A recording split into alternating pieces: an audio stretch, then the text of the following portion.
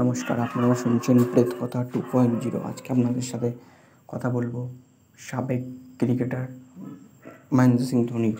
কী করে তিনি আজ এত বড় ক্রিকেটার হয়ে উঠলেন, তার জীবনের অজানা সব তথ্য আজকে ঘটনার মধ্যে আপনাদের জানতে পারবেন। তো ঘটনাটি শুরু করছি, আপনারা শেষ পর্যন্ত শুনতে থাকুন, আশা করি ভালো লাগবে। মহেন্দ্র সিং ধোনি, ক্যাপ্টেন কুলের গল্প। মহেন্দ্র সিং ধোনি ভারতীয় ক্রিকেটের ইতিহাসে এক অবিস্মরণীয় নাম। তিনি জন্মগ্রহণ করেন 7ই জুলাই 1981 সালে রাঁচি শহরে, ঝাড়খণ্ড রাজ্যের। ছোটবেলা থেকেই ধোনির খেলাধুলার প্রতি ঝোঁক ছিল, তবে শুরুতে তিনি ফুটবলের গোলকিপার হিসেবে খেলতেন। তার স্কুলের ক্রীড়া শিক্ষকের পরামর্শেই তিনি ক্রিকেটের উইকেট কিপার হিসেবে হাতে করে নেন। ধোনির ক্রিকেট ক্যারিয়ার শুরু হয়েছিল রাঁচি ক্রিকেট ক্লাব এবং পরে বিহার ও ঝাড়খণ্ড দলের হয়ে খেলতে গিয়ে শুরুতে তাকে অনেক চ্যালেঞ্জের মুখোমুখি হতে হয়েছে। তাকে ক্রিকেট কালেক্টর চাকরি করতেন, ভারতীয় রেলওয়েতে টিকিট কালেক্টর চাকরি করতেন, কিন্তু ক্রিকেটের প্রতি তার ভালোবাসা কখনো কমেনি। দিনের বেলা ট্রেনের টিকিট চেক করতেন আর রাতভর অনুশীলন করতেন। 2004 সালে বাংলাদেশের বিরুদ্ধে তার আন্তর্জাতিক অভিষেক ঘটে, তবে শুরুটা খুব ভালো ছিল না। কিন্তু 2005 সালে পাকিস্তানের বিরুদ্ধে 148 রানের ঝড়ো ইনিংস খেলে তিনি বিশ্ব ক্রিকেটের নজর কাড়েন। এরপর আর তাকে পিছনে ফিরে তাকাতে হয়নি। 2007 সালে ধোনিকে ভারতীয় টি-20 দলের অধিনায়ক নির্বাচিত করা হয়।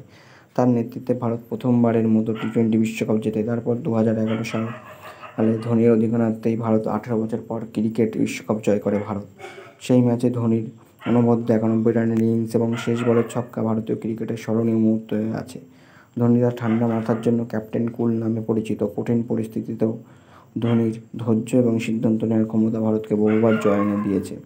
2016 সালে ধোনি সীমিত ওভারের ক্রিকেট পদ থেকে ইস্তফা দেন এবং 2020 সালের 15 আগস্ট আন্তর্জাতিক ক্রিকেট থেকে সব সমস্ত ফরম্যাট থেকে অবসর গ্রহণ করেন। তবে আইপিএলে চেন্নাই সুপার কিংসের অধিনায়ক হিসেবে তিনি এখনও খেলে যাচ্ছেন এবং দলকে একাধিকবার চ্যাম্পিয়ন করেছেন। এমএস ধোনি শুধু ক্রিকেটার নয়, তিনি কোটি কোটি ভক্তের অনুপ্রেরণা। সাধারণ পরিবার থেকে উঠে এসে কঠিন পরিশ্রম, আত্মবিশ্বাস এবং নেতৃত্বের গুণে তিনি আজ কিংবদন্তি। তিনি আইপিএলে সিএসকে ফ্যানদের কাছে থালা নামেও পরিচিত।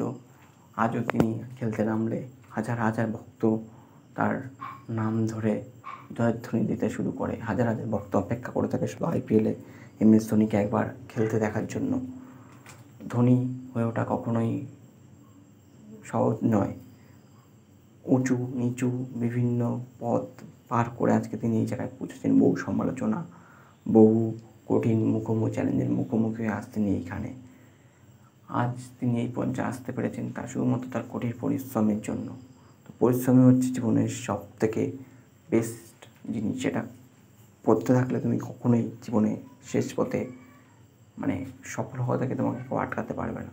তো পরিশ্রম করতে থাকো, তুমি একদিন সফল হবে। আর এই গল্পটা কেমন লাগলো কমেন্টে অবশ্যই জানিও। গল্পটি যদি ভালো লাগে তো লাইক করে দেবে, আর চ্যানেলটি সাবস্ক্রাইব করে দেবে। ধন্যবাদ।